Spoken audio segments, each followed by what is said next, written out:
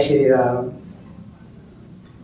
संस्कार विहीन व्यक्ति संस्कार विहीन पीढ़ी को जन्म देता है और संस्कार विहीन पीढ़ी एक संस्कार विहीन समाज को स्थापित करती है।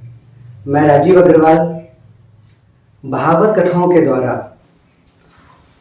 परिवार प्रबोधन और समाज में संस्कार और संस्कृति के उत्थान में के बारे में बात करने वाली भागवत कथा वाचिका पूज्य कृष्णाई गोमती जी आज हमारे बीच उपस्थित हैं।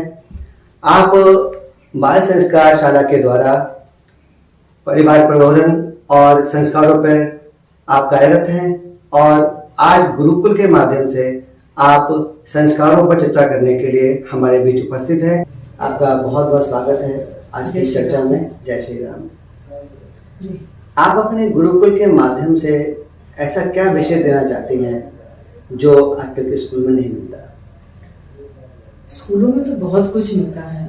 स्कूलों में हर विषय पर पूरा ध्यान दिया जाता है। आपके ऊपर कार्य करने के लिए स्कूल पर एकमात्र साधन नहीं है, एकमात्र स्थान नहीं है। तो गुरुकुल और स्कूल दोनों ही अलग है, नहीं है। स्कूल आज के परिवेश के हिसाब से बनी हुई एक स्थान है, एक जगह है, परंतु गुरुकुल बहुत प्राचीन है और गुरुकुल में शिक्षा पे कार्य नहीं होता था, व्यक्ति निर्माण पे कार्य होता था। हम जो प्रयास कर रहे हैं गुरुकुल के माध्यम से समाज में बदलाव लाने का, हम यहाँ पर शिक्षा के ऊपर चर्चा नहीं कर रहे हैं, हम यहाँ व्यक्ति निर्माण पर चर्चा कर रहे हैं। तो ये एक बहुत बड़ा बदलाव हो सकता है जो स्कूल और गुरुकुल के माध्यम से हम यहाँ लाएंगे। दूसरा कि बच्चा 5 वर्ष के या 3 वर्ष के बाद स्कूलों में जाना शुरू करता है और गुरुकुल की अगर हम बात करें तो पुराने समय पर 10 वर्ष के बाद बच्चा गुरुकुल जाता था जी। परंतु आपने जो बात करी है संस्कारों की, संस्कार बच्चे के अंदर कब आते हैं उसका समय बहुत अलग है। बच्चा जब स्कूल जा रहा है उससे पहले तो वो घर के परिवेश में, और जब वो पैदा हो गया उस वर्ष से और स्कूल जाने के वर्ष तक वो एक ऐसे अपने माहौल में रहता है, ऐसे एक परिवेश में रहता है जहां पर उसके ऊपर संस्कार होते क्या उस बालक को नहीं पता, परंतु वह असर कर रहे होते हैं। तो यहाँ पर जो कार्य करना है वो खाली गुरुकुल या स्कूल पे नहीं करना। हमारे संस्कारों का जो स्थान है आने का, जो समय है वो बहुत अलग है। हमें थोड़ा सा उसको समझने का प्रयास करने की आवश्यकता है। संस्कारों का उत्थान कैसे होता है और इसकी क्या कोई समय सीमा है? हाँ, इसकी समय सीमा है। संस्कारों का उत्थान 16 संस्कार हमारे संस्कृति में आते हैं जी। सनातन संस्कृति के अंदर में 16 संस्कार बताए गए। अब देखा जाए तो उन संस्कारों को जब आप पहले को देखेंगे तो वो माँ के गर्भ से शुरू होता है और अंतिम देखेंगे तो वो पिंडदान और हमारे अंतिम यात्रा से रहता है, समाप्त होता है। ये जो 16 संस्कारों की जो गणना जिन ऋषियों ने इसकी सीक्वेंस बनाई होगी, इनको पूरा अलाइन किया होगा हमारे जीवन से जोड़ते हुए, कहीं ना कहीं उनको भी पता था कि जीवन में हर एक समय काल के बाद में उस संस्कार के ऊपर कार्य नहीं हुआ तो व्यक्ति संस्कार विहीन हो जाएगा। आप अपनी भागवत कथाओं में मैंने कई बार सुना है कि परिवार प्रबोधन के साथ साथ आप पुंसवन संस्कारों पर भी आप बात करती हैं, तो ये क्या है? देखिए, पुंसवन संस्कार की जो हम चर्चा करते हैं, गर्भ के अंदर शिशु के ऊपर कार्य करना जी। बहुत ही वैज्ञानिक है और हमने नहीं कहा ऐसा बहुत से ऋषि कहे गए और आज बहुत सारे साइंटिस्ट भी कह रहे हैं। गर्भ के ऊपर कार्य का आपने बहुत छोटा सा अच्छा सा एग्जाम्पल अक्सर सुना होगा, अभिमन्यु, है ना। अभिमन्यु की कथा अक्सर महाभारत के विषय पे जब आती है तो अभिमन्यु का जिक्र आता है। तो वो जब माँ के गर्भ में उन्होंने चक्रव्यूह भेदन सीखा, वो चीज गर्भ के अंदर सीखी, ये बहुत ही आश्चर्यजनक विषय है। आज सोचिए कि ये महाभारत कौन से काल में लिखी गई, तब ना कोई अल्ट्रासाउंड होता था, ना कोई मशीनों से पता लगा सकता था कि गर्भ के अंदर भी कोई कार्य हो सकता है। आज साइंस इसको एक्सेप्ट करता है। आज साइंस कहता है कि आपके माँ के गर्भ के अंदर शिशु जो है वो अच्छे परिवेश में होता है। जब घर के अंदर कोई उत्साह हो रहा होता है तो बच्चा खेल रहा होता है, नाच रहा होता है। ऐसे बहुत सारी वीडियोस आपको यूट्यूब पे देखने को मिलेंगी अल्ट्रासाउंड की। और जब घर के अंदर तनाव होता है तो वो बच्चा बड़ा सहमा हुआ, डरा हुआ, गर्भ के अंदर ऐसे लुपटा हुआ बैठा है कोने में, हिलता भी नहीं है वो कई कई दिन तक। और डॉक्टर्स के पास अक्सर जब माताएं जाती हैं ऐसे अवस्था में तो वो उनसे सबसे पहले यही पूछते हैं कि बच्चा मूवमेंट कर रहा है, बच्चा हिल डुल रहा है अंदर।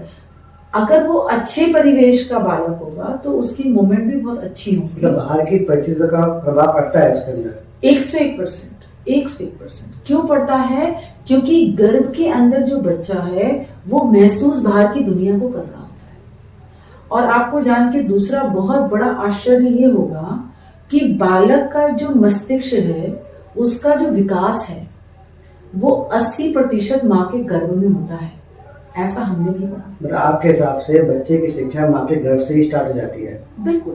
तो जब हम ये बात मानते हैं या ऐसा हमारे ऋषि मुनि कह गए, हमारे गुरुजन कह गए कि बच्चे का जो मस्तिष्क है उसका जो विकास माँ के गर्भ में हो रहा है। आप सोच के देखिए कि आप जब घर की कोई नींव डालते हैं, आप घर खड़ा करते हैं, स्ट्रक्चर खड़ा करते हैं, तो आप सबसे ज्यादा कार्य किस पे करते हैं? नींव पर। और नींव के ऊपर आपकी इतनी ऊर्जा लगती है, इतना धन लगता है, इतना पूरी बिल्डिंग खड़ी करने में नहीं लगता। क्यों? क्योंकि उसकी पूरी जितनी भी धरोहर आपकी खड़ी होगी उसका बोझ वो नींव ही नहीं उठाना। आपने कहा कि नींव पर धन लगाते हैं, तो यही तो कर रहे हैं पेरेंट्स आजकल, अपने बच्चों की शिक्षा पर वो धन लगाते हैं पर संस्कारों पर नहीं लगाते। नहीं, यहाँ पर दूसरा विषय ये है, धन तो वो लगा रहे हैं लेकिन वो नींव पे नहीं लगा रहे। हम यहाँ पर समझाना ये चाहते हैं कि बालक की नींव पे काम करने की आवश्यकता है, बालक के स्ट्रक्चर पे काम करने की आवश्यकता बिल्कुल नहीं है। यदि आपने, अब आप कहेंगे कि आप तो गुरुकुल खोल रहे हैं और माँ के गर्भ की आप बात कर रहे हैं, तो गुरुकुल और गर्भ से कोई हमारा कनेक्शन नहीं है। लेकिन बात संस्कारों की जब आती है तो कहीं ना कहीं हमारे परिवारों को भी इस बात को समझना पड़ेगा, हमारी माताओं को समझना पड़ेगा कि गर्भवती होते ही उनकी जिम्मेदारी बन जाती है वही पहले दिन से उसका प्रशिक्षण करने की, कि उसे क्या देना है और कैसे देना है। आज जब ये माता इस चीज को लेके अवेयर नहीं है, यही एक हमारा समाज के प्रति आज जो देखने को मिल रहा है कि समाज कहाँ भ्रमित हो रहा है, कहाँ भटक रहा है, ये देखने को क्यों मिल रहा है? क्योंकि उसी ही गर्भ के अंदर वो जो देख के माहौल आता है, माँ टीवी पर जैसे सीरियल देख रही है, जैसे गाने सुन रही है, जैसे एनवायरनमेंट में वो अपने आप को एंजॉय कराती है, वो सोचते वो किटीज में जा रही है, वो खाना पीना अपना विदेशी कर रही है, तो उसको लगता है कि ये अच्छा है और उसको कोई नहीं रोकता, ये सोचते हुए कि इसका, मैंने तो इतना बड़ा, मैं आपको एक उदाहरण देती हूँ। एक माता जी के ऊपर हम कार्य कर रहे थे जब मैं गर्भवती थी, मैं जब इसका प्रशिक्षण ले रही थी तब की बात है ये। तो हमने देखा कि एक माता जी का परिवार बहुत ही सात्विक है जी। और उस सात्विक माहौल में, जिसमें घर में प्याज लहसुन भी नहीं बनता, ऐसे माहौल में वो माता जी गर्भवती थी। उसने बोला, मुझे नहीं पता मेरा मन क्यों ऐसा हो रहा है कि मैं कुछ मांसाहार भोजन करूं।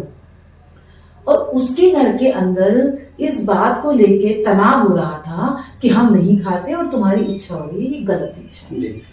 लेकिन उसकी स्वयं की सास ने ये कहा कि अगर गर्भवती होते हुए इसकी कोई इच्छा है तो उसकी पूर्ति करिए। हम किस हद तक, कहां तक जा सकते हैं इन इच्छाओं को लेके हमें नहीं पता, लेकिन इसका प्रभाव आपके बालक पे पड़ता है, ये तय है। ये संस्कारों का मिलना जेनेटिक होता है या ये किसी शिक्षा के माध्यम से मिलता है या जीवन की किसी पाठशाला में मिलता है, ये बताइए। ये बहुत ही अच्छा प्रश्न है।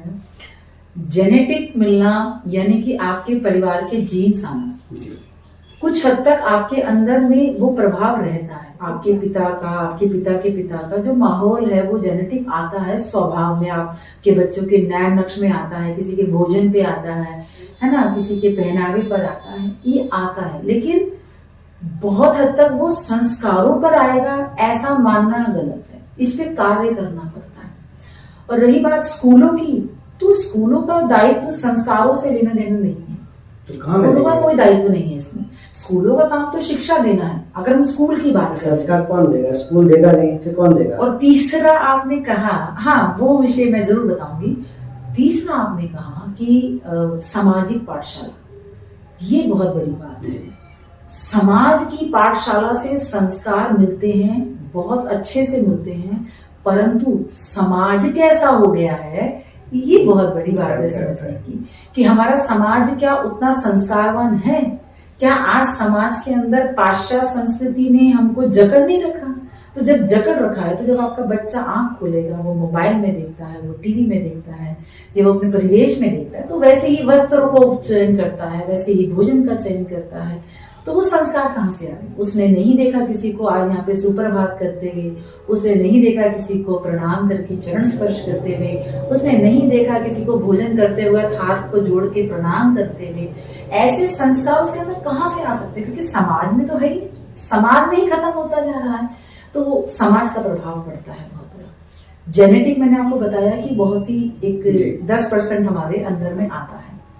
और शिक्षा की जहां तक बात है, गुरुकुल के अंदर हमारे पुराने परिवेश में जब गुरुकुल हुआ करते थे, गुरुकुल की शिक्षा के अंदर संस्कारों का बहुत ही प्रभाव रखा जाता था। आप देखते होंगे आज सीरियल में उनकी कॉपी करके उनके बारे में दिखाते हुए ऐसा कुछ दिखाते हैं वो लोग कि गुरुकुल के अंदर आप बैठे हैं तो वो माँ को, जो उनकी पत्नी होती है गुरु जी की, उनको गुरु माँ करके संबोधित करते हैं। आश्रम में आते हैं तो वो जितने गुरु होते हैं उनके चरण स्पर्श करते हैं, है ना, शिखा रखते हैं, धोती पहनते हैं, चंदन तिलक लगाते हैं, संध्या ध्यान करते हैं। अपने ऊपर कार्य करने के लिए उनको बहुत तैयार किया जाता है। और उसके साथ साथ वो शिक्षा भी बहुत अच्छी ग्रहण करते थे। शस्त्र शिक्षा, शास्त्र शिक्षा, बौद्धिक शिक्षा का उनका विकास होता था। किसी भी व्यक्ति को क्या कहते हैं, विकसित करने के लिए, किसी भी व्यक्ति का निर्माण करने के लिए आपको सिर्फ और सिर्फ किताबों पर आश्रित नहीं होना होता। आपको जब जीवन में जीने के लिए बाहर निकलना होता है तो वहां किताब नहीं होती। आपको जीने के लिए क्या चाहिए? आपको अनुभव चाहिए, आपको लोगों को सामना करने के लिए कॉन्फिडेंस चाहिए, आपको जीने के लिए उत्साह चाहिए, आपको प्रसन्न चित्त जीना आना चाहिए, आपको लोगों को देखकर खुशी फील होनी चाहिए, आपको जलन, द्वेष, क्रोध, इन सब से दूर रहना आना चाहिए। लेकिन ये कहाँ से आएगा? स्कूलों में इसकी शिक्षा नहीं मिलती। तो क्या आज संयुक्त परिवार खत्म होते जा रहे हैं? और किसी जमाने में संयुक्त परिवार में संस्कार मिलते थे, तो आपको क्या लगता है कि संयुक्त परिवार से भी संस्कार मिलते हैं? संयुक्त परिवार, आपके प्रश्न में ही उत्तर छुपा है। जब कोई व्यक्ति एक गैदरिंग में बैठा होता है, आपने देखा होगा कि आप अकेले होगे तो शायद घर में 2 जने हैं, 4 जने हैं, आप बोले कि कोई गाना सुना दीजिए तो कोई नहीं गाएगा, पागल है क्या गाना गाने को? लेकिन वहीं पर आप बैठ गए 20 लोग, तो बोला इंताक्षरी खेलेंगे तो बहुत आनंद आने वाला है, चलो गाते हैं, चलो थोड़ा सा नृत्य भी कर लेते हैं, तो वो और आनंद बढ़ जाता है। मान लीजिए आपका एक बच्चा पढ़ने गया है, अकेला बैठा है, वो पढ़ने का मन नहीं है, आप बोले जा रहे हो उसे किताब पढ़ो पढ़ो पढ़ो, नहीं। वही बच्चा हॉस्टल में है और 20 बच्चों के बीच है और वहां सब पढ़ रहे हैं, तो वो उस पुस्तक को उठाना शुरू कर देता है। यानी कि किसी भी समूह का आपके ऊपर प्रभाव आता है। जब आप संयुक्त परिवार की बात करते हैं तो संयुक्त परिवार में क्या होता है, एक हायरार्की सिस्टम दिखाई देता है। आपके दादा हैं, आपके पिता हैं, आपकी माता जी हैं, आप स्वयं हैं, फिर आपके नीचे भी कोई है, आपकी छोटी बहन है, आपका छोटा भाई है, आपके चाचा के बच्चे हैं, आपकी ताई के बच्चे हैं, जो कि छोटे और बड़े सभी हैं, कुछ हम उम्र भी हैं, कुछ बुआ होते थे, कुछ बुआ, वो लोग अल्टीमेट ये पार्ट अदा करते थे। अब क्या होता था, भाई भाई का प्यार और भाई बहन का प्यार, मेरी हो सकता है कि मैं आपस में अपने भाई बहन के बीच में नहीं देखूं, लेकिन जब मेरा पिता और मेरी बुआ एक रिलेशन को जी रहे हैं, और जब मेरी बुआ आती है तो मेरे भैया, मेरे पिताजी अगर छोटे हैं तो वो उनके पैर छू रहे हैं, है ना, और बहना छोटी है तो भाई के गले मिल रही है, स्नेह प्रेम कर रही है, ठीक है, और मेरी माता जी हैं वो उनको नंद के भांति पैर छुके दीदी आइए करके सम्मान दे रही हैं। जब वे घर से जाती हैं तो वो खाली हाथ नहीं जा रही हैं, उनकी विदाई देती हैं। ऐसे ही अपने माता पिता के रोज सुबह उठ के चरण स्पर्श कर लेना, बड़े बुजुर्गों की चिंता करना, उनकी दवाई का ध्यान रखना, उनके भोजन का ध्यान रखना, ये जो चीजें हैं एक्चुअली ये ही संस्कार है। मतलब आज समाज में संस्कार कहीं ना कहीं विलुप्त होते नजर आ रहे हैं। संयुक्त परिवार नहीं है तो विलुप्त हो गए। इसका मतलब माता पिता को संस्कार देने पड़ेंगे। स्कूलों में तो शिक्षा नहीं मिलेगी, शिक्षा ही मिलेगी, खाली संस्कार नहीं मिलेंगे। देखो मिलते हैं वहां संस्कार, लेकिन उसकी परिभाषा अलग है। वो संस्कार कैसे हैं? वेल डिसिप्लिन रहिए, वेल ड्रेसअप रहिए, है ना। आपकी पुस्तकें फटनी नहीं चाहिए, ये आपको ज्ञान देती है, इसलिए इसका आदर कीजिए। आप लाइन में चलना सीखिए, बैठना सीखिए, सबके साथ घुलना मिलना सीखिए, अच्छे कपड़े साफ सुथरे ड्रेस पहनकर आइए, समय पर स्कूल आइए, समय से चले जाइए। परंतु आप मुझे एक बात बताइए, जब बच्चा स्कूल से घर की ओर जाता है, घर जाने के बाद वो कितना वेल डिसिप्लिन रहता है, वेल ड्रेसअप रहता है। वहां माता पिता आके बड़े परेशान हो रहे होते हैं कि बच्चे ने जूते कहीं उतार दिए, माँ कहती है बेल्ट कहीं है। सुबह उठ के जब वो ड्रेस पहनने चलता है तो उसको याद आता है कि मैंने तो अपना आई कार्ड ही पता नहीं कल कहाँ पर फेंक दिया। ये भी एक आपके डिसिप्लिन से हटके चीजें हो रही हैं, जबकि वो 5 से 7 घंटे स्कूल के परिवेश में डिसिप्लिन ही सीख के आ रहा है। लेकिन स्कूल की गलती यहाँ नहीं है। जैसे ही वो उस परिवेश से बाहर आता है, उसका बोध कराने के लिए कि वहां पर भी आपको यही कार्य करने हैं, कोई नहीं, क्योंकि परिवार में दादा नहीं है, दादी नहीं है, परिवार के और सदस्य नहीं है, माता जी व्यस्त है अपने कार्यों में, पिताजी कार्य पर है। परिवार में ज्यादातर आज मैं देखती हूँ कि या तो कोई मेड हमारे बच्चों को पाल रही होती है, जो हमारे कार्य कर रही होती है हमारे बच्चों के साथ में, या हम भी स्वयं कर रहे होते हैं। तो आधे अधूरे भागते भागते कर रहे होते हैं कि मुझे ऑफिस जाना है, तुम्हारा नाश्ता बना हुआ है कर लीजिएगा, मैं दोपहर में फोन करूंगी, टिफिन में से खाना निकाल के खा लेना, अच्छा मेरी कुछ पार्टीज हैं तो मेरे को वहां भी जाना है फ्रेंड्स के बीच में, तुम देख लेना, अपना होमवर्क करके रखना। तो इस तरह के परिवेश में बच्चा भटकेगा नहीं तो क्या होगा? वो संस्कार कहाँ से आएंगे? क्या आज के आधुनिक युग में गुरुकुल की परिकल्पना सार्थक है? आज के आधुनिक युग नहीं है। आधुनिक युग वो था जब गुरुकुल थे। आधुनिक युग वो था जब उन्होंने बिना मशीन के भी सूर्य और पृथ्वी की दूरी माप ली थी। आधुनिक युग वो था जब बिना मशीनों के उन्होंने पंचांग में 100 वर्ष के पंचांग बना के ग्रहणों के बारे में लिख दिया। ये आधुनिक नहीं है, ये तो कॉपी कर रहे हैं, और कॉपी भी ऐसा कर रहे हैं कि एक्सेप्ट नहीं कर रहे हैं कि हमने इसी सनातन की पद्धति से ये निकाला है। ये आधुनिक नहीं है। हमें फुअड़ और गवार मानते हुए हमारी पद्धति को हल्का दिखाने के लिए इसको कहीं ना हटा दिया गया।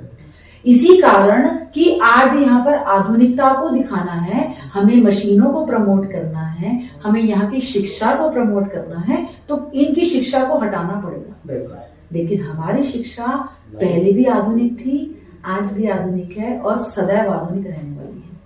इसका मतलब गुरुकुल के माध्यम से चहुमुखी विकास होता है छात्र का। जी, चहुमुखी विकास का उदाहरण मैं आपको एक बहुत छोटा सा देती हूँ कि जब अज्ञातवास आया तो पांडव सारे, उनको बोल दिया गया कि जब भी तुम इस दौरान पहचान लिए जाओगे तो तुम्हें मृत्यु दे दी जाएगी, मृत्यु दंड दे दिया जाएगा, निष्कासित कर दिया जाएगा। ऐसे ऐसे कुछ कुछ कथाओं में अलग अलग वर्णन है।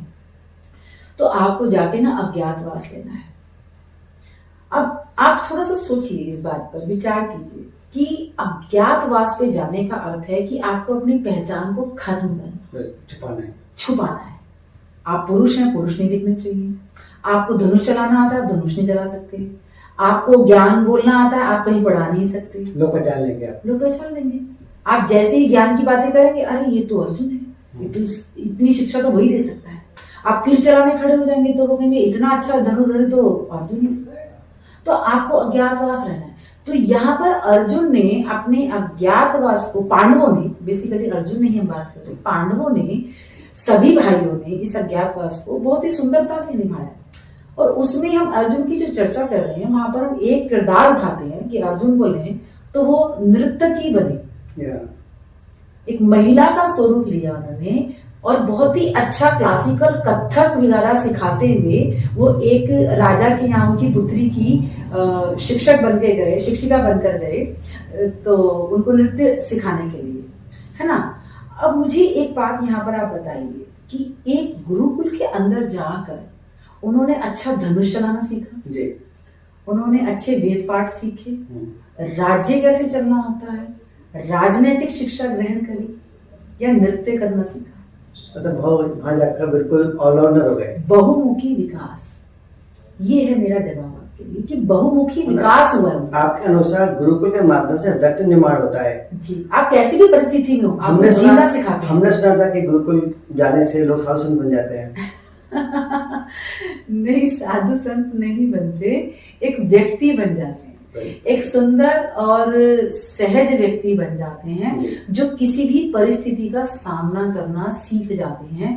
वह आज के बच्चों की तरह आत्महत्या नहीं करते, वह माता पिता के डर से पढ़ाई छोड़कर नहीं बैठते, वह फेल होने के डर से पढ़ना नहीं छोड़ते और उससे भागते नहीं, वे परिस्थितियों का सामना करना सीख जाते हैं। क्योंकि जीवन में ना आपको पास होना जितना इम्पोर्टेंट है उतना ही फेल होना भी इम्पोर्टेंट है।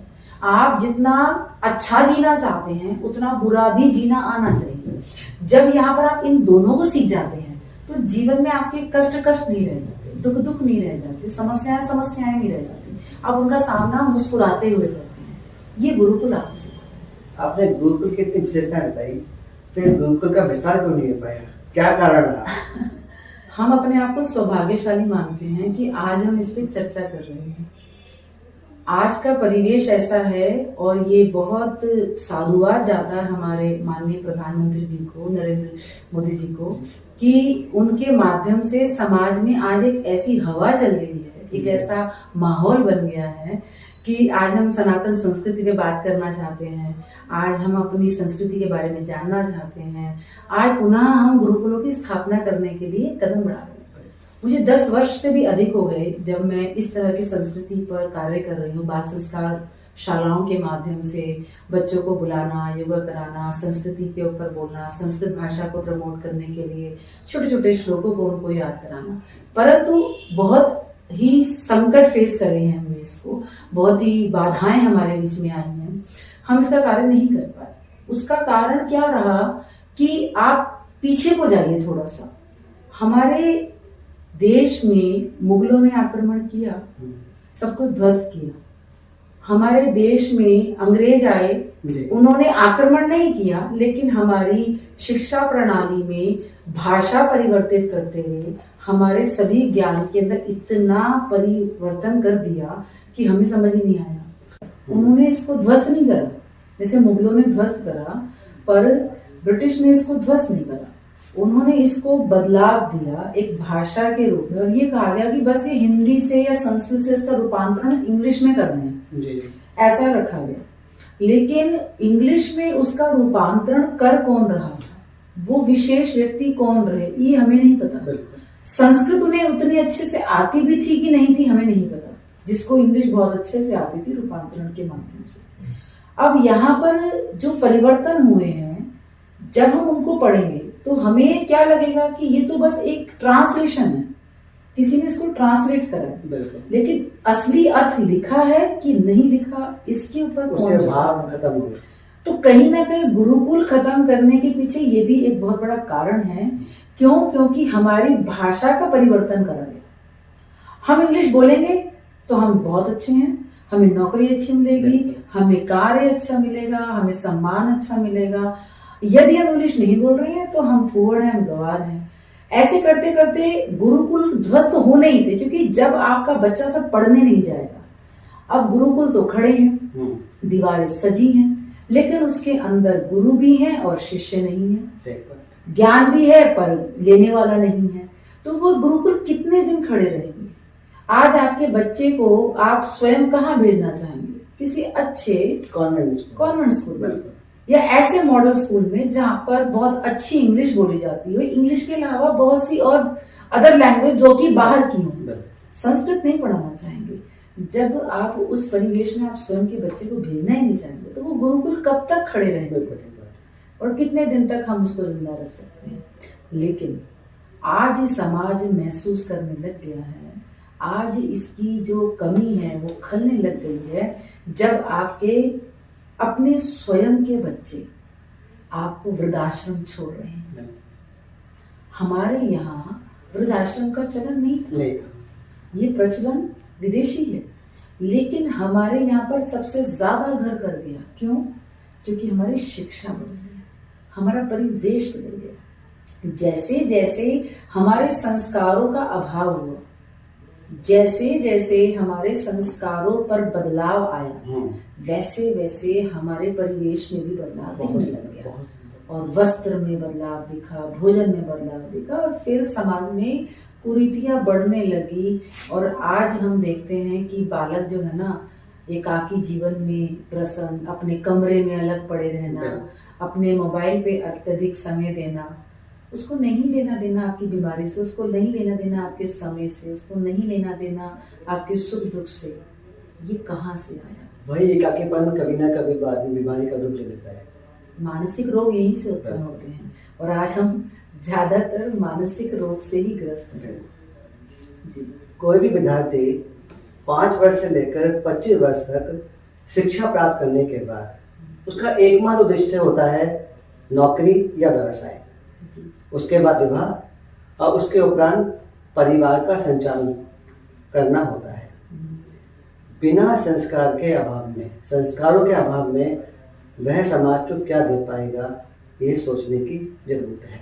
हाँ, यही आपने बिल्कुल सही अब इसका निचोड़ निकाला है पूरी चर्चा का, कि हमें समाज में क्या देने की आवश्यकता है। हमें शिक्षा के स्तर पे आज हम कम नहीं हैं जी। हमारा शिक्षा का स्तर बहुत ऊंचा जा चुका है। हम अच्छे इंजीनियर्स बना रहे हैं, अच्छे डॉक्टर्स बना रहे हैं, अच्छे सीए बना रहे हैं, अच्छे नेता बना रहे हैं, अभिनेता बना रहे हैं। बहुत सारी चीजों पर हमारी शिक्षा आज अच्छे स्तर पे खड़ी है, परंतु हम एक अच्छा व्यक्ति बना रहे हैं क्या? जब वही बच्चा बाहर कमाने जाता है और मुड़ के अपने माता पिता को लेने नहीं आता, और वो कहता है कि मैं आपको पैसे दे देता हूँ, आप एक अच्छे बेस्ट वृद्ध आश्रम में रहिए, वहां आप ही के जैसे एज वाले आपको इन्वायरमेंट मिलेगा, आपको बेस्ट फैसिलिटीज मिलेंगी, और पे मैं कर दूंगा, उसकी चिंता ना करें। तो आप समझ के देखिए कि अभाव किसका है? आपको शिक्षा का अभाव है या संस्कारों का अभाव? आप समाज में आज इस पे चर्चा का निचोड़ ये निकला कि संस्कारों के बिना कुछ नहीं है, ना व्यक्तित्व है, ना कुछ है।